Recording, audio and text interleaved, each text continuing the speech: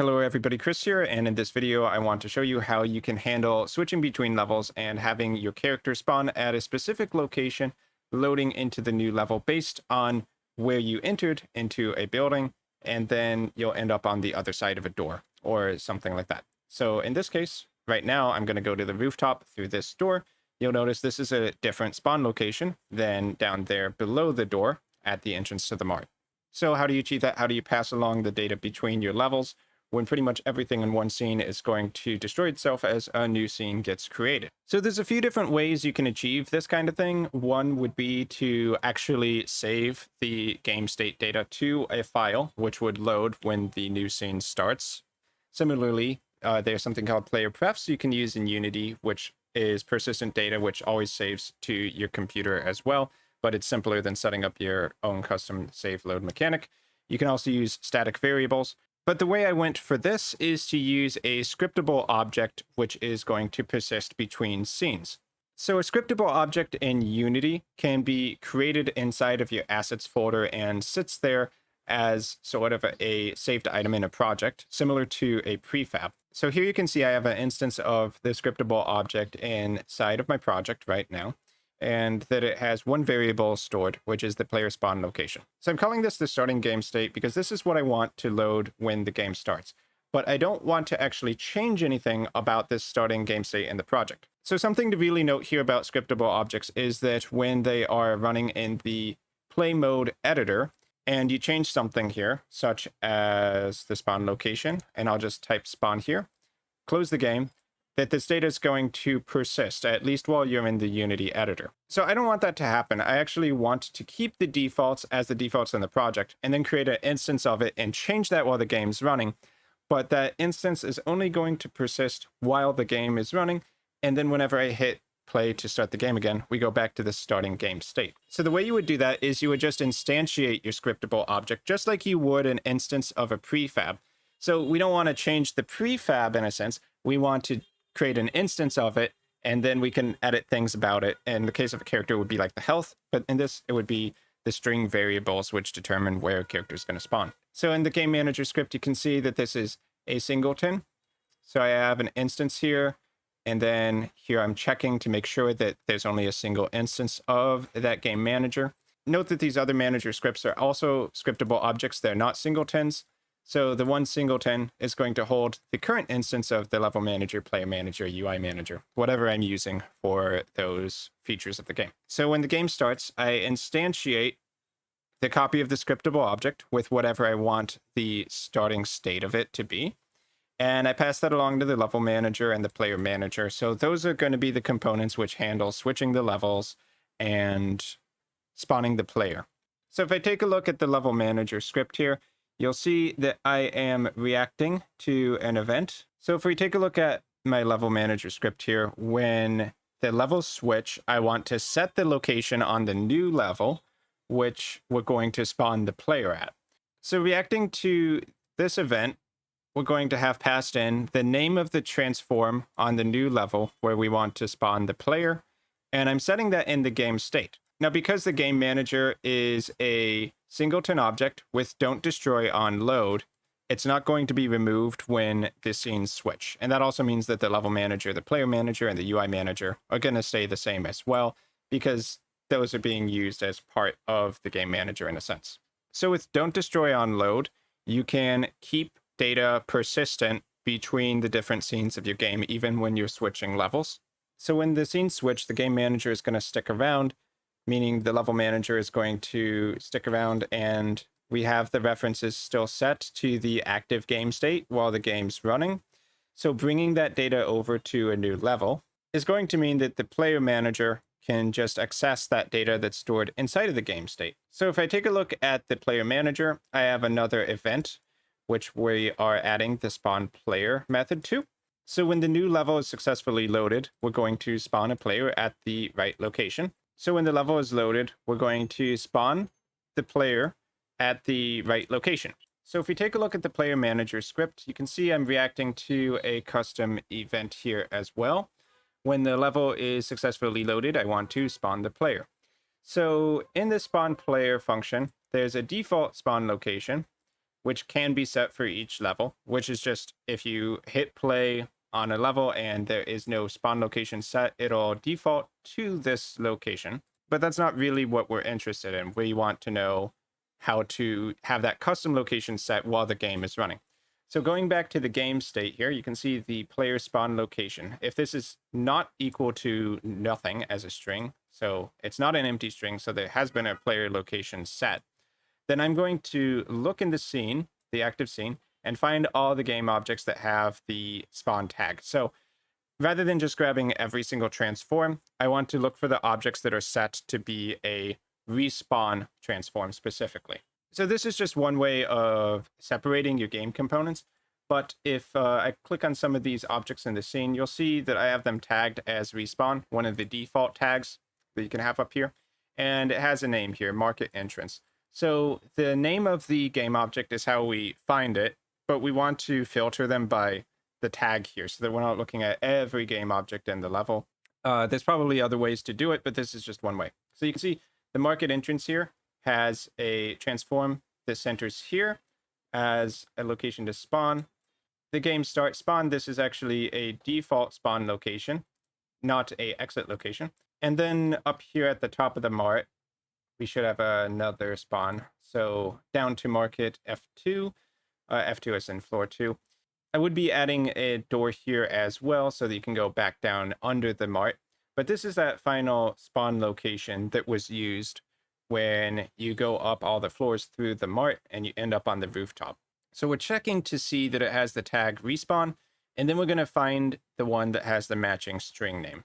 So after we get the list of game objects that have that spawn tag, the respawn tag, then we just go through all of the game objects. We check their names and we see if it matches the name of our spawn location. So using the string name of the location rather than, let's say, a transform reference itself, because those transforms aren't active until the new scene loads, so it wouldn't be possible to just drag and drop the transform that you want to load the new scene into when that scene isn't actually active in the editor. So that's why I'm using the strings here, since that is something we can actually set in the inspector and use to find the correct object in the new scene once the new scene loads. So once I match the spawn location by name, I just instantiate the player prefab at the position of that transform, and then that will be the new active player in the game. So once the active player is created in the game, you can do whatever else you need to it. So you can see here that I have a camera attached to spawned player script, where when the player gets spawned, I want to set this camera's target to be the player object that was just created. So whenever the player spawns in the new scene, I take the camera and I set its follow target to be equal to the transform of that player. Okay, so I've been talking a lot about the events, but I haven't really been showing the events themselves. So over here in my events folder, I have a few lists of events created.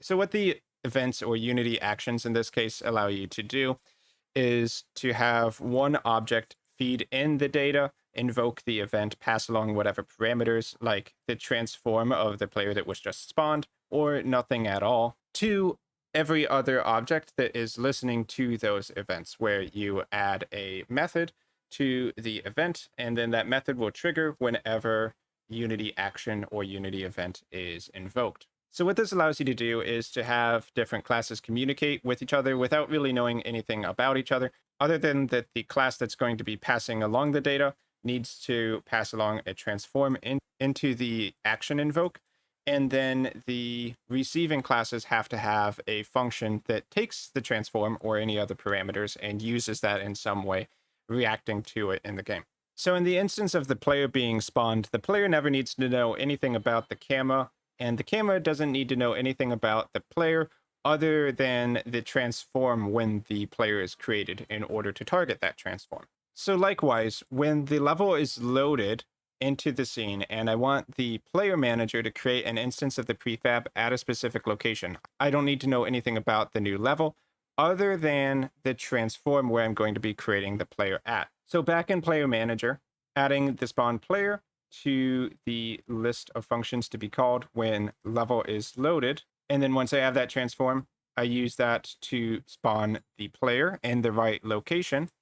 And then on the other side of things, I just need a way to set that location whenever we switch levels. So in my game, what that is where we have a door, I also have a level transition script under that.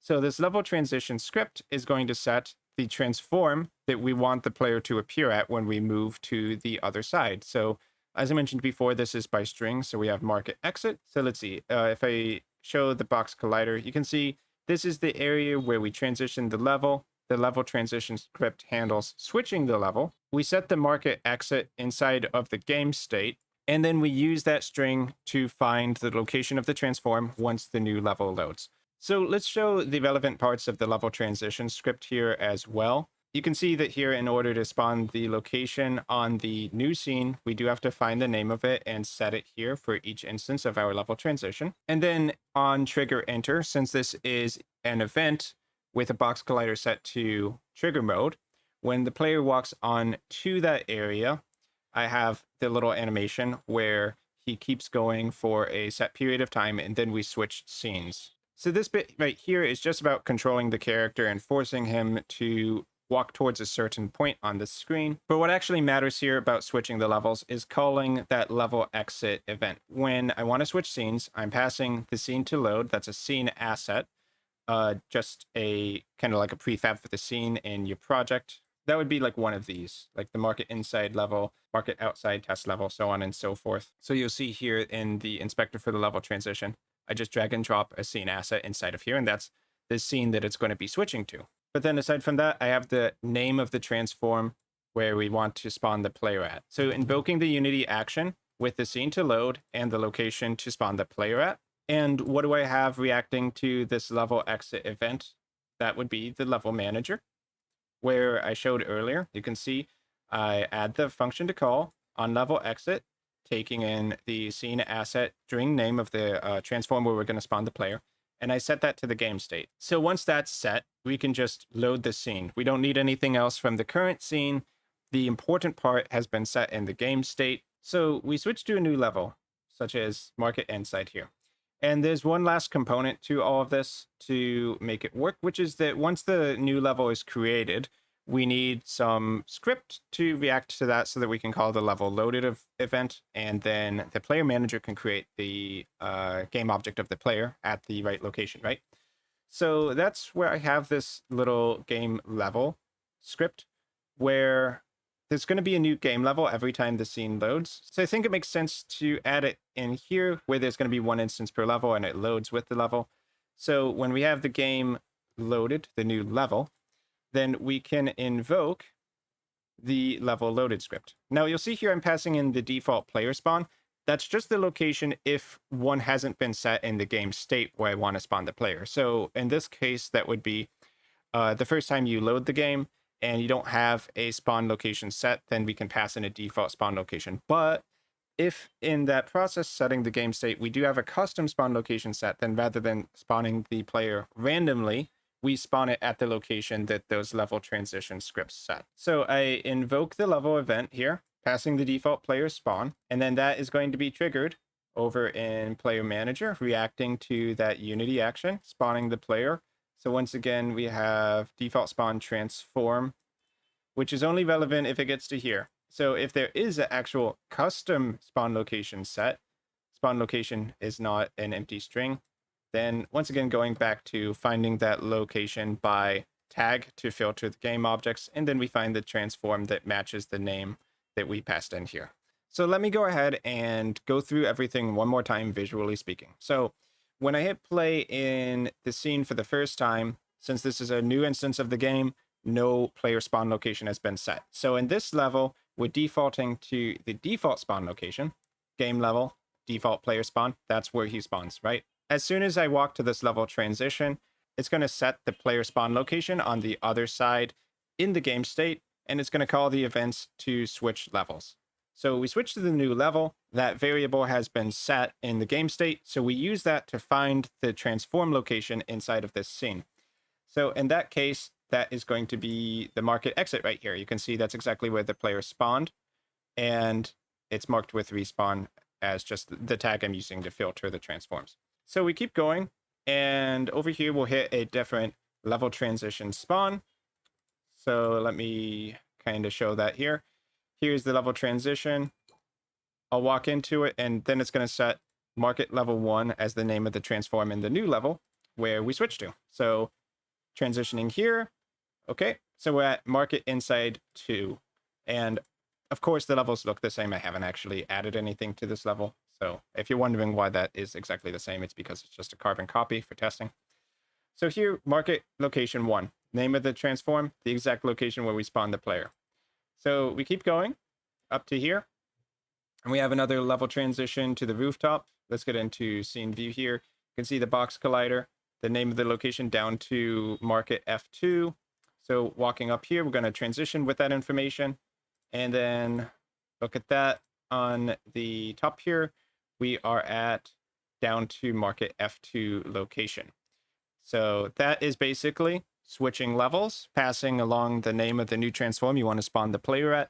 So you can give the illusion of a character walking through a door on one level and ending up at the other side of it on the new scene or new level of your game. So that is pretty much going to be it for this video. If you are interested in the exact scripts I used for the video, I am going to have them in the Patreon down below. So thank you for watching all the way to the end, and I will see you hopefully in my future Unity content.